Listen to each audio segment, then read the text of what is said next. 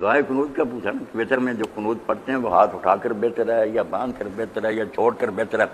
خود امام ابو حنیفہ رحمۃ اللہ علیہ کے مذہب میں ریاض صاحب 3 قول ہیں، ان کے جو شاگرد ہیں بڑے جو قاضی تھے ساری سلطنت کے،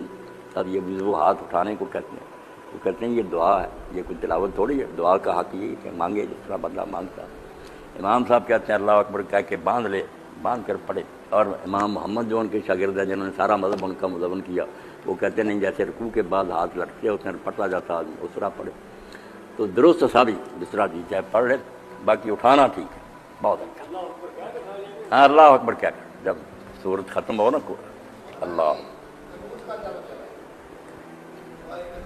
قنوت چوٹا ہے، ہاں قنوت جو ہے نا دعا تو دعا ہی ہے، قنوت آج دی سے دعا، اس لیے یہ کوئی مخصوص دعا نہیں۔ یہ جو کہتے ہیں ٹیسٹ کرتے ہیں جب امیدوار کھڑے دعائے قنوت سناؤ، یہ بھی جہارت کی بات ہے، دعائے قنوت کون سی ہے؟ دعائے قنوت ہر وہ دعا ہے جو آپ آج دی سے کریں، ربنا آتنا وہ اللہم انا نستعینک کا جو حضرت ابن مسعود پڑھتے چلو ٹھیک ہے بہتر ہے، یا اللہ مہدنی آپ نے حضرت حسن کو سکھائی، وہ اچھی سب چیزیں، مگر اس پر پابند نہیں، بالکل اس کے علاوہ جتنی جی چاہے کریں۔ آپ چغتائی صاحب دیکھیں حرم شریف میں جب تراویح ہوتی ہے تو امام پھر جب دعا کرتا ہے آدھا گھنٹہ پونا گھنٹہ روتے رہتے ہیں، اس لیے جتنی جی چاہے دعا سب قنوت کی، آج جی سے جو دعا کی جائے قنوت کی کہلاتی جائز ہے، جائز قنوت نام بھی پڑھے نا نماز ٹھیک ہی نہیں، رکوع سے پہلے یہ دعائے قنوت جو وزر والی یہ رکوع سے پہلے جو یہ مصیبت اور کوئی آفت آ جائے اس پر پڑھتے ہیں نا قنوت نازلہ فرضوں میں، وہ رکوع کے بعد نہیں، یہ غلط کرے، میں نے بتایا نا بے شک کبھی جان بوجھ کر بھی چھوڑ دیں،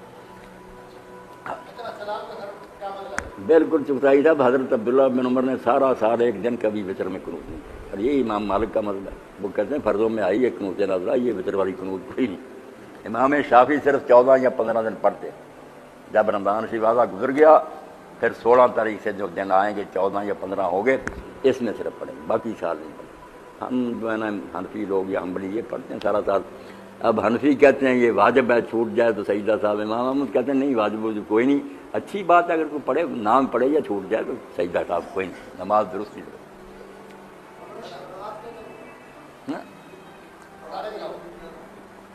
نہیں شب برات کا کوئی ثبوت مشہور ضرور ہے، لوگ یہ سب کر دیں، ہاں نام کا خیر آپ سمجھ لیں کہ نام کیوں ہے، یہ دین میں اس کا صحیح کوئی ثبوت نہیں۔ شب تو لیلہ تھی نا، عربی زبان میں لیلۃن تھا نا، لیلۃ البراء، اصل نام تو یہ تھا، برات نہیں براعت، الف کے بعد حمزہ، برات ہوتا ہے بری ہونا، بیدار ہونا، لا تعلق ہونا، تو اس کو کہتے ہیں کہ اللہ تعالیٰ نا ان دنوں میں بہت سے مجرموں سے نا ان کو بریت دے دیتا ہے، گناہ معاف کر دیتا، لیلۃ البراء بری۔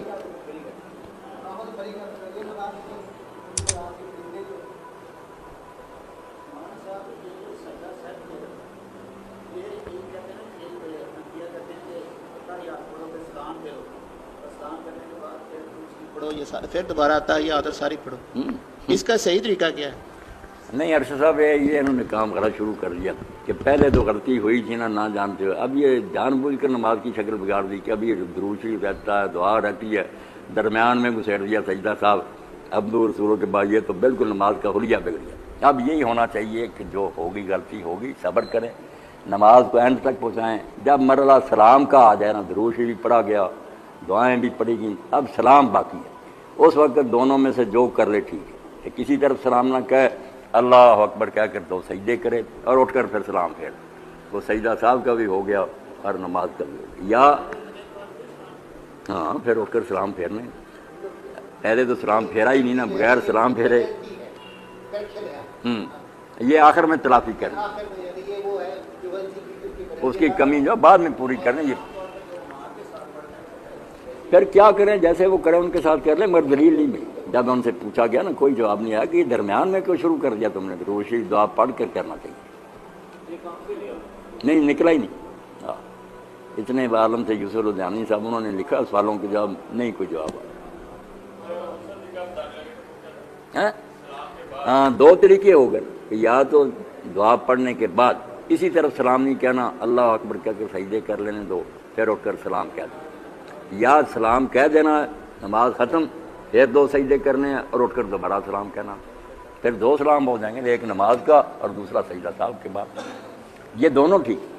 سلام سے پہلے سلام کے بعد دونوں حضور نے کیے۔